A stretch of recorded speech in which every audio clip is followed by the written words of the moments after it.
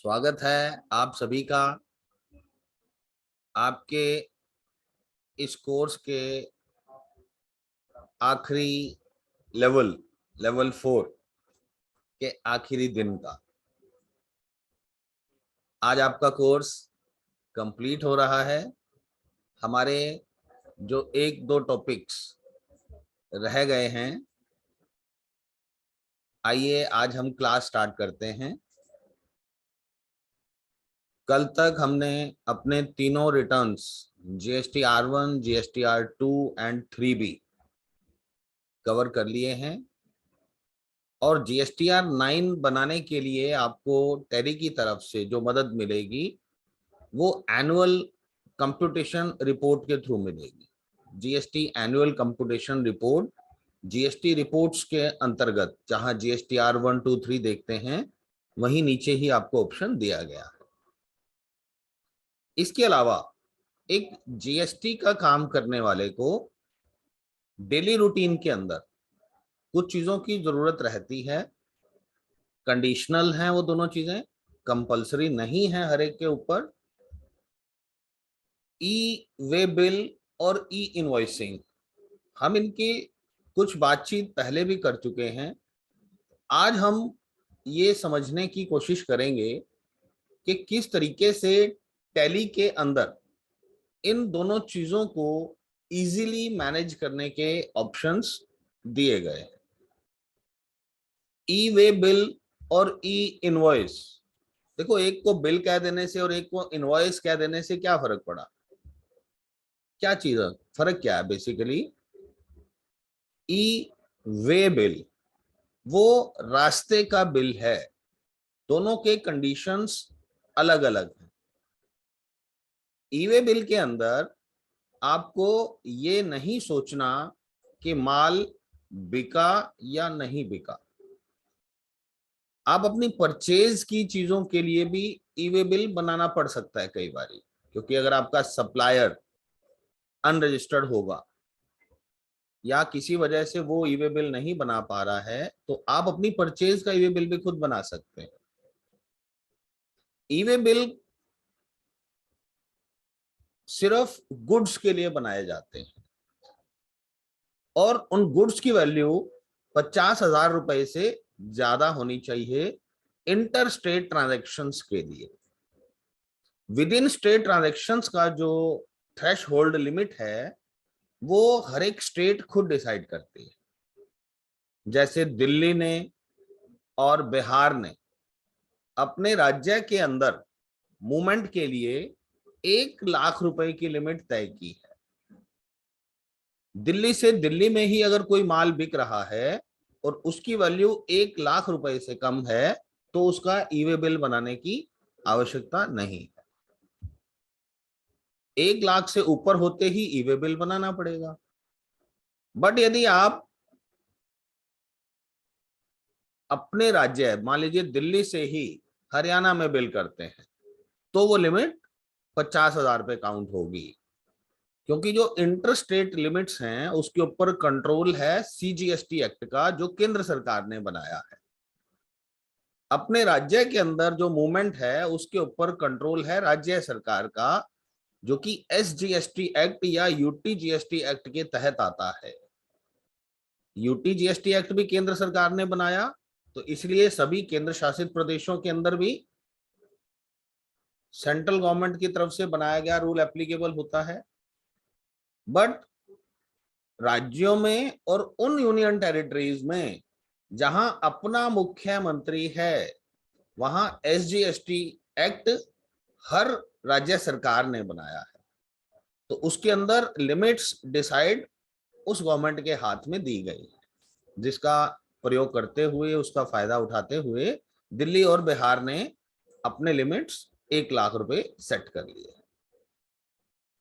Movement of goods in A motorised vehicle, ये condition है किसी भी ट्रांजैक्शन के लिए ई वे बिल बनाने का।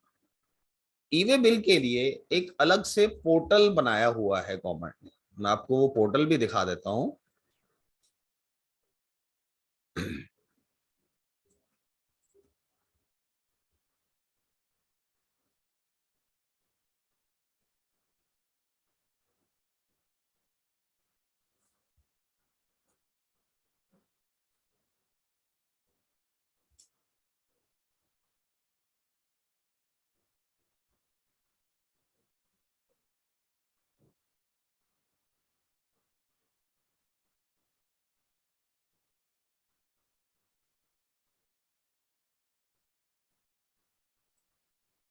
ये ई वे बिल का पोर्टल है।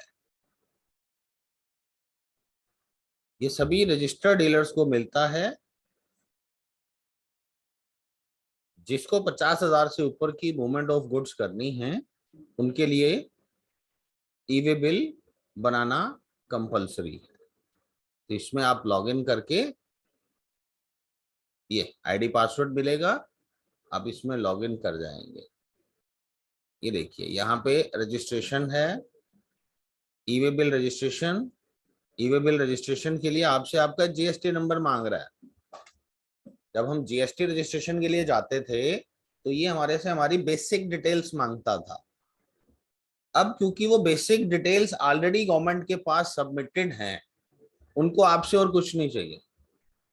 वो सिर्फ आपको पहचानना चाहते हैं कि आप कौन कौन ई वे बिल बनाने की परमिशन मांग रहा है।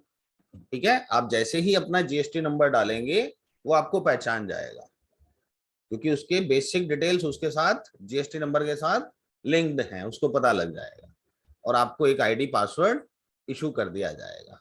ठीक है, ये लॉगिन डिटेल्स। अब इसमें enrolment for transporters, E way bill for citizens, ये डिफरेंट डिफरेंट ऑप्शंस दिए गए हैं।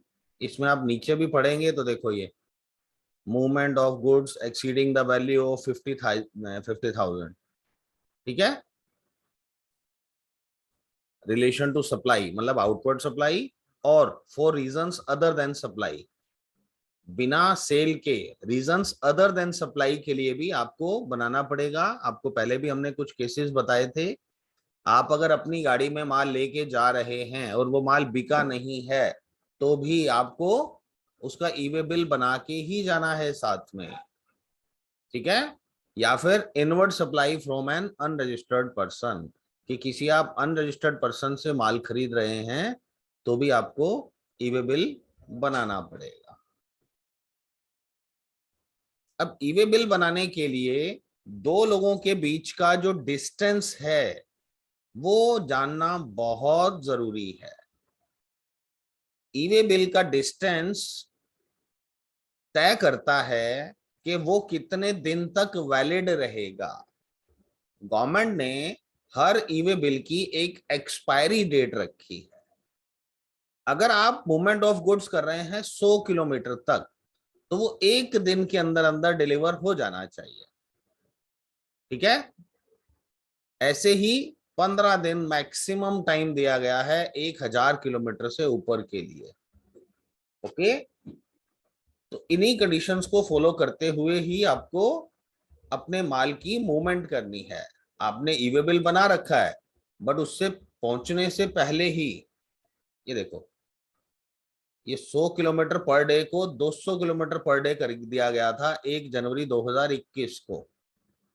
बता रहा है ये पिन टू पिन डिस्टेंस के अंदर, देखो क्या बता रहा है ये, कि आप जितना एक्चुअल डिस्टेंस है उसका 10% कम या ज्यादा लिखोगे तो हम उसको मंजूर कर लेंगे। Okay, pin to pin distance database is updated. ये देखिए, FAQ क्या होते हैं? फ्रीक्वेंटली आस्क्ड क्वेश्चंस, कि जो आम तौर पे उससे जुड़े हुए सवाल लोग पूछते हैं। वेरिफिकेशन ऑफ व्हीकल नंबर से जुड़े हुए कुछ सवाल लोग पूछते हैं कि मैं गाड़ी का नंबर किस प्रकार लिखूं, किस गाड़ी में माल जा रहा है। कई बार गाड़ी जिसमें माल जा रहा होता है वो टेम्परेरी नंबर वाली गाड़ी होती है। टेम्परेरी नंबर वाली गाड़ी का नंबर हम कैसे लिखें कि मेरे ई वे बिल मेरे को अलाउ कर दे बिल बनाना। ठीक है, blocking and unblocking of E way bill generation. कई बार आपका ई वे बिल बनाना ब्लॉक कर दिया जाता है। क्यों?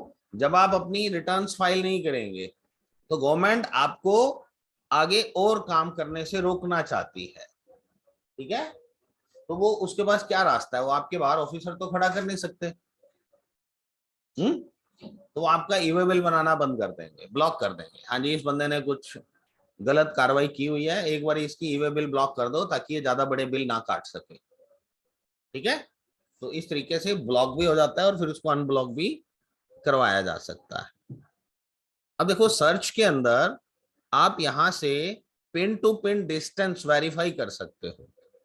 ये देखिए, आपने कहा कि मुझे माल भेजना है 125,001 से 132,001 पे, हिसार से करनाल की बात कर रहे हैं हम, YCU 6B, 214 किलोमीटर। ठीक है, ये अप्रोक्सीमेट डिस्टेंस बता रहा है।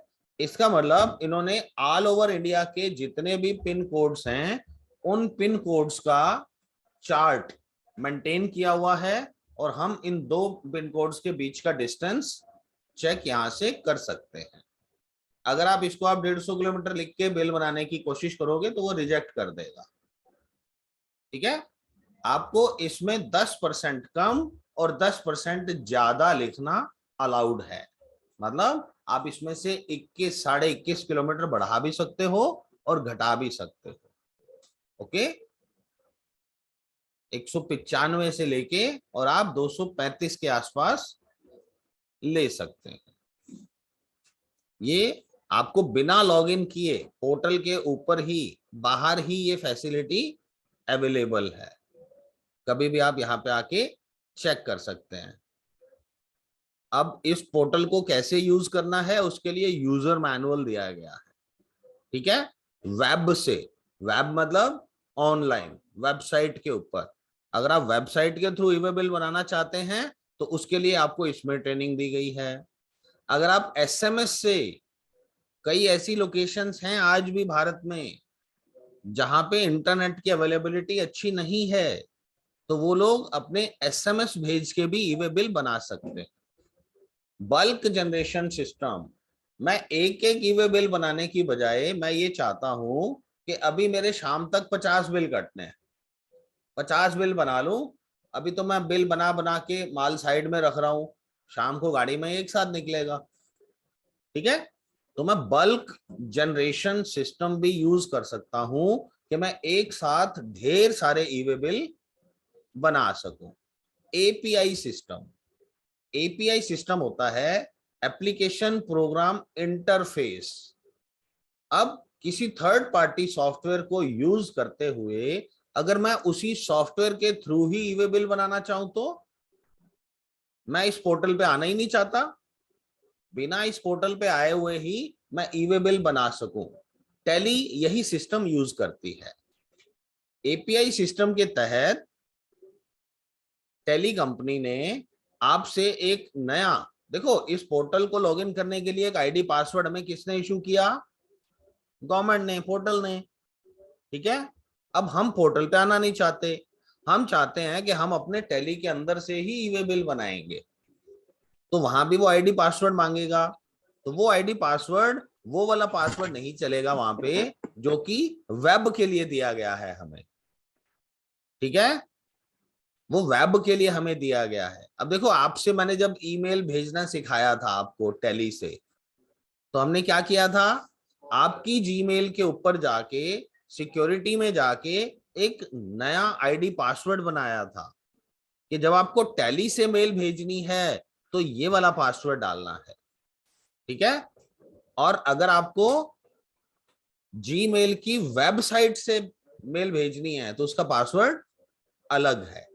तो इसी तरीके से यहां पे भी अगर आपको ई-वे बिल की वेबसाइट से भेजना है तो आपको अलग पासवर्ड यूज करना होगा, और अगर आपको टैली के थ्रू भेजना है तो वो अलग पासवर्ड होगा। वो अलग पासवर्ड बनेगा कहाँ?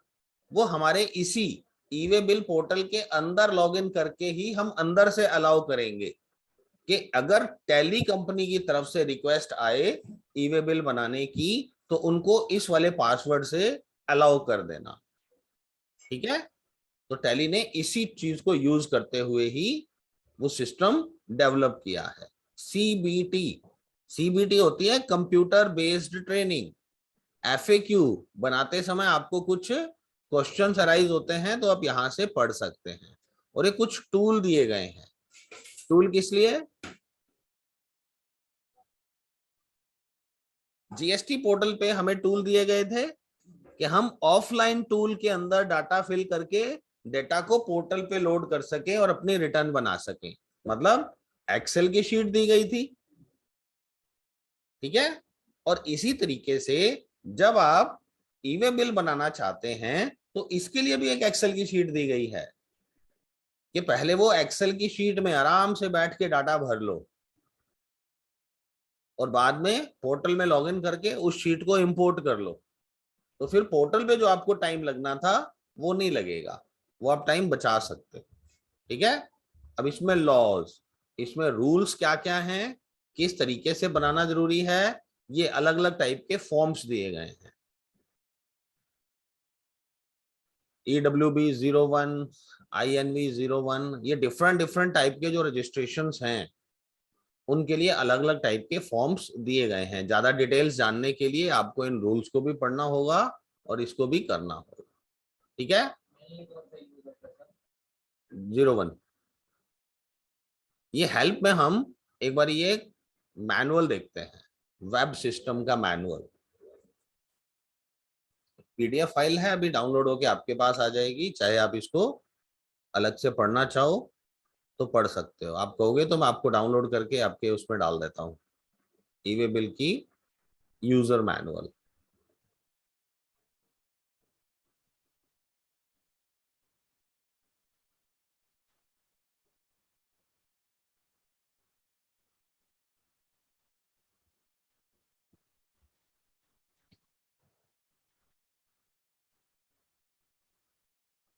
ये आपके पास पहुंच गई।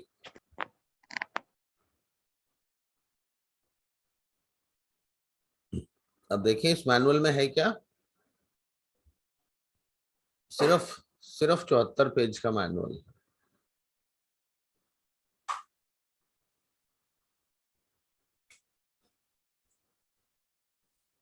ये दिखा रहा है इस तरीके से आप उसमें पहले रजिस्ट्रेशन करेंगे, अपना GST नंबर डालेंगे। ये GST नंबर डालने के बाद आपको नया ID पासवर्ड मिल जाएगा। ये देखिए जैसे ही GST नंबर डालोगे वो आपकी डिटेल्स कैप्चर करके आपके सामने दिखा देगा। ठीक है। और कहेगा आपको एक OTP भेजा है, वो चेक करो, कहीं ऐसा ना हो कि आपका पोर्टल कोई और छेड़खानी करे। तो इसलिए उस वेरिफिकेशन के लिए आपके पास OTP आएगा कि आप ही हो क्या, ऐसे ही पूछेंगे ना। ये देखिए, ये इस तरीके से आपका एनरोलमेंट सिस्टम भी दिया गया है। Enrolling by GST unregistered transporters. ठीक, जो रजिस्टर्ड ट्रांसपोर्टर हैं वो तो है ही हैं, जो अनरजिस्टर्ड ट्रांसपोर्टर हैं उनके लिए भी एक टाइप की रजिस्ट्रेशन कंपलसरी की गई है। वो अपने पैन के बेस पे डिटेल कर सकते, मतलब रजिस्टर कर सकते हैं। ये इस तरीके से रजिस्ट्रेशन हो जाएगी उसकी। पासवर्ड भूल गए आप तो उस पासवर्ड को रीसेट कर सकते हैं। यूजर नेम ही भूल गए तो वो भी रीसेट हो सकता है आपको, मतलब रीसेट नहीं, फाइंड आउट हो सकता है। और ये आप जब लॉग इन करेंगे तो आपको ये वाली वेबसाइट इस तरीके से दिखाई देगी। इसमें दिखाता है e way bill generated by you, आपने कितने बनाए हैं, कितने आपने कैंसिल किए हैं, कितने ई वे बिल पोर्टल की तरफ से रिजेक्ट कर दिए गए हैं, कितने ऐसे हैं जो पार्टी नहीं रिजेक्ट कर दिए हैं। ठीक है। आपके पोर्टल के लिए किसी और ने ई वे बिल बना रखा है, मतलब आपके सप्लायर ने बनाया तो आपको भी दिखेगा ना वो। ये इस तरीके से ये सारी डिटेल आपके पोर्टल में आएगी। ई वे बिल के अंदर देखो जनरेट न्यू, नया ई वे बिल बनाने की ऑप्शन मिलेगी। बल्क, एक साथ बहुत सारे बनाने हैं। ये पार्ट बी अपडेट करने की ऑप्शन। पार्ट बी का मतलब क्या है, पार्ट ए के अंदर आप किसको माल भेज रहे हैं वो डिटेल होती है, पार्ट बी में ट्रांसपोर्टर की डिटेल होती है, कौन सी गाड़ी में माल जा रहा है। ठीक है। अपडेट व्हीकल बल्क, बहुत सारे ई बिल्स का इकट्ठा ही बल्क में करना चाहते हैं। Change to multi vehicle, multi vehicle मतलब आपने यहां से माल भेजा चेन्नई, अब जरूरी नहीं है कि वो एक ही ट्रक में चेन्नई तक पहुंच जाए। पहला ट्रांसपोर्टर हिसार से उसको दिल्ली ले जाके छोड़ेगा, दिल्ली से दूसरा चला मुंबई तक लेके गया, मुंबई से फिर हैदराबाद गया, फिर हैदराबाद से फिर चेन्नई जा रहा है। तो वो मल्टीपल व्हीकल हैं, तो वो इस तरीके से हम मल्टीपल व्हीकल्स की डिटेल डाल सकते हैं। एक्सटेंड वैलिडिटी, एक्सटेंड वैलिडिटी मतलब हर ईवे बिल की एक वैलिडिटी है, एक्सपायरी है कि इतने दिन में एक्सपायर हो जाएगा। किसी वजह से रास्ते में कोई घटना दुर्घटना हो जाती है, ओके, और आपकी गाड़ी मूव नहीं कर पाती, तो आप उसको एक्सटेंड करने की रिक्वेस्ट डाल सकते हैं कि रीजन बताना पड़ेगा कि आप इसको एक्सटेंड क्यों करवा रहे हैं। मेरी गाड़ी एक्सीडेंट हो गई थी, मुझे इसको रिपेयर कराना पड़ा। ठीक है। अपडेट ई वे बिल ट्रांसपोर्टर, अपडेट ई वे बिल ट्रांसपोर्टर बल्क, किस ई वे बिल को किस ट्रांसपोर्टर के थ्रू भेजा जा रहा है, सिंगल सिंगल और मल्टीपल। कैंसिल, किसी वजह से आपका ऑर्डर आया हुआ था, माल नहीं भेज पाए, ई वे बिल बना चुके थे, तो आप उसको कैंसिल कर सकते हैं। बट कैंसिलेशन की सुविधा केवल 24 घंटे के लिए है। ई वे बिल बनने के 24 घंटे के अंदर अंदर आप उसको कैंसिल कर सकते हैं। ठीक है। आप रात को बिल बना के गए, सुबह सुबह गाड़ी यहां से निकल पड़ेगी। ठीक है। आपको ऐसा नहीं करना चाहिए, क्योंकि जब आपने ई वे बिल बना दिया, उसकी वैलिडिटी का टाइम उसी समय से स्टार्ट हो गया। कितने बज के कितने सेकंड पे आपने वो बिल बनाया है, वो उस ई वे बिल पे लिखा जाता है। ठीक है। तो हमें ई वे बिल अगली सुबह ही बनाना है जब गाड़ी निकले, ताकि उस समय से 24 घंटे या 48 घंटे मिले मुझे। ठीक है। आप ई वे बिल को कैंसिल कर सकते हैं। प्रिंट ई वे बिल की फैसिलिटी है कि ई वे बिल का एक प्रिंट आउट निकाल के हमें अपने उस बिल के साथ भी लगाना होता है। अब ये सारी चीजें अलग अलग पूरा डिटेल में देखो। नया ई वे बिल बनाने के लिए, जनरेट न्यू के लिए इतना बड़ा फॉर्म खुलता है। इस फॉर्म में आप ऊपर पहले बताते हैं कि आप कैसे माल बिक्री हो रही है वैसे ही जा रहा है, क्या चीज है, परचेज के लिए बना रहे हो, क्या कर रहे हो, कौन से डिलीवरी डॉक्यूमेंट टाइप क्या है, डिलीवरी चलान पे भेज रहे हो माल को, बिल पे भेज रहे हो, परचेज का बिल है, क्या है, ये बताएगा। ओके। डॉक्यूमेंट का, बिल का नंबर क्या है, ट्रांजेक्शन टाइप क्या है। इसमें से 80% डिटेल्स तो वही हैं जो हमने अपने बिल में भी डाली थी। हमने वहां भी बताया था किसके नाम बिल बना रहा हूं, हमने वहां भी बताया था क्या आइटम बेच रहा हूं, हमने वहां भी बताया था कितने पीस बेच रहा हूं, हमने वहां भी बताया था कि उसका HSN कोड क्या है, हमने वहां भी बताया था कि कितने रुपए की बेच रहा हूं, कितना टैक्स लगेगा। ये सारी डिटेल वहीं से ही तो भर रहा हूं मैं। तो टैली ने सोचा कि अगर आप टैली को इतनी 80% डिटेल दे ही रहे हो, तो जो 20% एक्स्ट्रा डिटेल है, जिसमें हम आपसे ट्रांसपोर्टर का नाम, गाड़ी का नाम, आप ट्रेन से भेजोगे या ट्रक से भेजोगे या हवाई जहाज से भेजोगे, वो आपसे पूछ लें। वो टैली के अंदर ही अगर हम आपसे पूछ लेते हैं और फिर वो डिटेल हम पोर्टल पे हम खुद ही भर देते हैं, तो आपको हम टैली के थ्रू ही ई वे बिल दे पाएंगे। तो इसलिए टैली ने ये डिटेल आपसे एंट्री के दौरान ही कैप्चर कर लेनी है। ठीक है। अब देखिए आउटवर्ड ट्रांजेक्शंस कौन कौन सी हो सकती हैं। आप सप्लाई कर रहे हो टैक्स इनवॉइस के ऊपर या बिल ऑफ सप्लाई पे। अगर आप बिल ऑफ सप्लाई के ऊपर कर रहे हो तो आपको जो चीजें टैक्सेबल नहीं है उसका ई वे बिल जरूरी नहीं है। अगर आप एक्सपोर्ट कर रहे हो, टैक्स इनवॉइस है, तो उसके अंदर जरूरी है। जॉब वर्क के लिए माल भेज रहे हो, वहां जरूरी है। ये SKD CKD लॉट्स क्या होता है, एक बड़ा ऑर्डर होता है, एक बहुत बड़ी मशीन का सेटअप होना है, बिल एक ही कटना है, एक ही बिल के टुकड़ों में ट्रांसपोर्टेशन हो रही है। उस मशीन का एक पार्ट आज एक ट्रक में डिलीवर हो रहा है, फिर दूसरा पार्ट 2 दिन में डिलीवर होगा, तीसरा पार्ट, वो SKD CKD लॉट्स कहलाता है। ठीक है। अब वो धीरे धीरे धीरे धीरे माल पहुंचता रहता है, तो उसके ऊपर आपको हर ट्रांजेक्शन के साथ एक चालान बनेगा। बिल तो एक ही रहेगा, चालान अलग अलग बनेंगे हर बारी मूवमेंट के। ठीक है। उस केस में बनाना है आपको। रेसिपिएंट नॉट नॉन, हमें पता ही नहीं है कि माल किसके पास भेज रहे हैं। ऐसा कैसे, मैं डिस्ट्रीब्यूटर हूं, मैं गाड़ी भर के निकल पड़ता हूं, क्या पता कौन खरीदेगा, बट माल की मूवमेंट तो हो रही है ना। मैं माल अपनी गाड़ी में भर के साथ ले जा रहा हूं, किसको बेचूंगा नहीं पता। तो उस केस में क्या है, रेसिपिएंट नॉट नोन, हमें नहीं पता कि किसके लिए माल लेके जा रहा हूं मैं। वो चालान बनाओ और उसके साथ ले जा सकते हैं। फॉर ओन यूज, अपने ही किसी यूज के लिए लेके जा रहा हूं मैं। एग्जीबिशन, कोई मेला लगाना है, ट्रेड फेयर में मैंने अपनी स्टॉल बुक कर रखी है, उस स्टॉल में मुझे अपना माल डिस्प्ले करना है, उस केस में भी ई वे बिल बनाना पड़ेगा। ये लाइन सेल्स, ये जो होम डिलीवरी वगैरह करते हैं, कोई भी केस हो सकता है हमारा।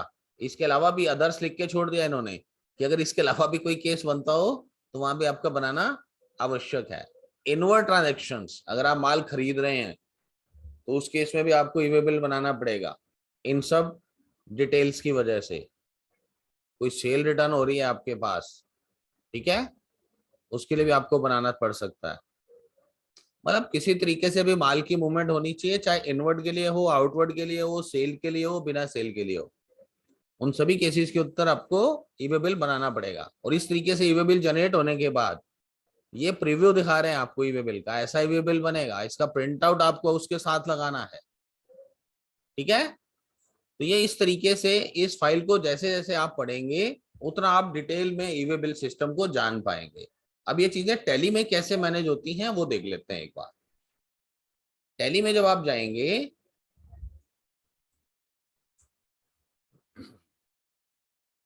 F11 कीजिए सबसे पहले, या ऑल्ट के में जाके नीचे फीचर्स होता है, ये कंपनी फीचर्स है, इसमें आपके पास एक ऑप्शन थी enable goods and service tax, ये हमने यस किया हुआ था और ये सारी डिटेल फिल की हुई थी जहां हम अपना जीएसटी नंबर डालते हैं।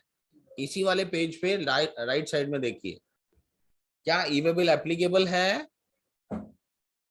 यस कीजिए और बताइए कब से एप्लीकेबल है। अब कैसे बनाएंगे आप ई वे बिल, इनवॉइस वैल्यू पे बनाएंगे, मतलब जो 50,000 रुपए की आप गिनती करेंगे वो बिल की वैल्यू से करेंगे या टैक्सेबल वैल्यू से करेंगे।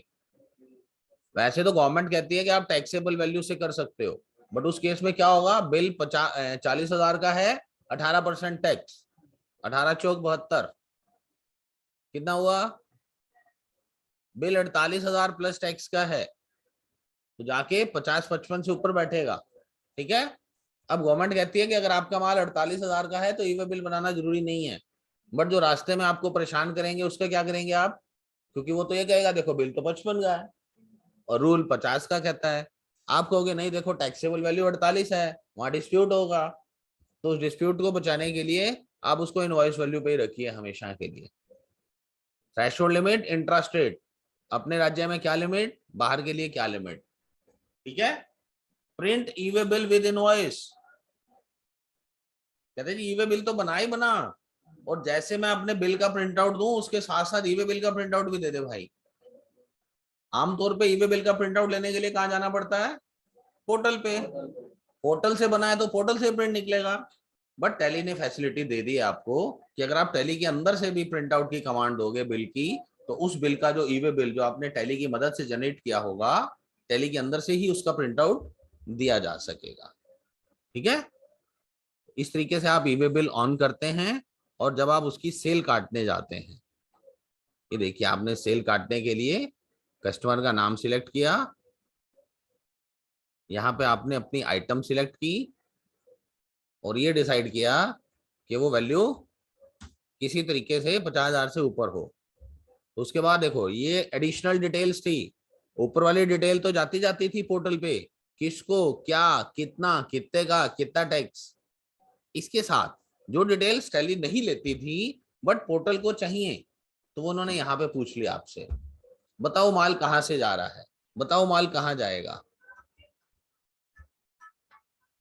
ठीक है, कितने डिस्टेंस पे जा रहा है, 10 किलोमीटर जाएगा सिर्फ, किस ट्रांसपोर्टर के थ्रू जा रहा है, उस ट्रांसपोर्टर की आईडी क्या है, अगर हमारा माल हमारी ही गाड़ी में जा रहा है तो हमें ट्रांसपोर्टर नन बोलना है, और उस केस में हम बताएंगे कि माल रोड से, रेल से, हवा से या पानी से जा रहा है, कहेंगे रोड से जा रहा है, रोड से जा रहा है तो गाड़ी का नंबर बताओ, ठीक है। अब कई लोग क्या करते हैं, एच आर के बीच में स्पेस दे देंगे, डैश लगा देंगे, स्लैश लगा देंगे, तो प्रॉब्लम है, ठीक है। जो अभी मैं आपको FAQ दिखा रहा था पोर्टल के ऊपर कि भी आपके व्हीकल नंबर से रिलेटेड जो FAQs हैं वो आप उसको पढ़ सकते हैं। अब हमने कहा कि हमारा माल रोड से जाएगा और रोड के ऊपर इस गाड़ी से जाएगा, अब वो कह रहा है व्हीकल टाइप कैसा है, व्हीकल टाइप का क्या मतलब है कि वो गाड़ी छोटी है या लंबे वाली, जो लंबे वाली गाड़ी जिसके अंदर हमारी गाड़ियां लोड होके आती हैं या बड़ी बड़ी मशीनरी लोड होके आती है, ठीक है, उसको ओवर डायमेंशनल कार्गो कहा जाता है और नॉर्मल ट्रक को रेगुलर कहा जाता है। ये करके जैसे ही आप सेव करेंगे वो हमसे पूछ लेगा बिल से होता है, ई वे बिल बना दूं न बना दो। कहते हैं आपने पूरी जानकारी डाली नहीं है जो मुझे चाहिए थी, एंटर। ठीक है, अब वो पूरी जानकारी नहीं डाली है तो उसको कहां से देखूं? डिस्प्ले में जाइए, जीएसटी रिपोर्ट्स में जाइए, ई वे बिल में जाइए। अब ये बता रहा है मिसिंग इंफॉर्मेशन, और एक आपका पेंडिंग फॉर जनरेशन पड़ा है। पेंडिंग फॉर जनरेशन का मतलब है कि आपने तैयारी तो कर रखी है बट अभी बिल बनाया नहीं उसका, ई वे बिल। ठीक है, और एक के अंदर इंफॉर्मेशन नॉट प्रोवाइडेड। एंटर करके देखो क्या नहीं प्रोवाइड किया भाई हमने, एंटर करो। कहते देखो जी, आपने जिसको माल भेजना है उसका जीएसटी नंबर तो लिखा ही नहीं, और दूसरा जिसको माल भेजना है उसका आपने पिन कोड भी नहीं डाल रखा। अब बिना जीएसटी नंबर और बिना पिन कोड के ई वे बिल कैसे बनाऊं? बन ही नहीं सकता। या तो ये बोलो कि वो पार्टी अनरजिस्टर्ड है, फिर मैं जीएसटी नंबर नहीं पूछूंगा। ठीक है, और अगर आपकी पार्टी हिसार की है तो कम से कम हिसार का पिन कोड तो डाल दो भाई। ठीक है, ये दो चीज कंप्लीट करने के बाद ये प्रॉब्लम सॉल्व हो जाएगी। और फिर ये वाला ई वे बिल कहां पहुंच जाएगा? ये पहुंच जाएगा एक्सचेंज में। ये देखिए ऊपर एक्सचेंज, और यहाँ पे एक ऑप्शन आएगी send for e way bill. Enter करेंगे, देखो ये वाला बिल जो कल का तैयार पड़ा है, आज वाला तो अभी हमने ठीक नहीं किया, तो कल वाला जो तैयार पड़ा था, जो सब कुछ ओके है, पोर्टल पे जाने को तैयार बैठा है, इसको सिलेक्ट करो और सेंड कर दो। कहाँ जाके किया हमने? एक्सचेंज में। एक्सचेंज में जाके ऑप्शन मिली send for e way bill, इसको यस करेंगे तो ये वो वाला आईडी पासवर्ड है जिसकी हम बात कर रहे थे, एपीआई वाला। ये आईडी पासवर्ड हमें ई वे बिल के पोर्टल पे जाके बनाना है। ठीक, अब देखिए टैली कितना स्मार्ट है। अब आपने यहाँ पे जो ई वे बिल बनाने की बात कही है, ये देखिए आधार हेल्थ इंस्टीट्यूट, इसका पिन कोड, ये जीएसटी नंबर डला हुआ है। इसको हमने क्या बेचा था? फर्नीचर। ठीक है, अब ये फर्नीचर को देखिए हमने क्या सिलेक्ट कर रखा है। फर्नीचर हमने टैली को बता रखा है कि ये गुड्स है, तभी वो ई वे बिल बना रहा है। ठीक है, अब हम एक बिल बना के देखते हैं इसी पार्टी का एक और। आधार हेल्थ इंस्टीट्यूट था, अब हम इसको बोलते हैं टैली बेच दो। टैली गोल्ड बेच दो एक, इस सीरियल नंबर का एक, 54,000 का हो गया। ई वे बिल डिटेल्स,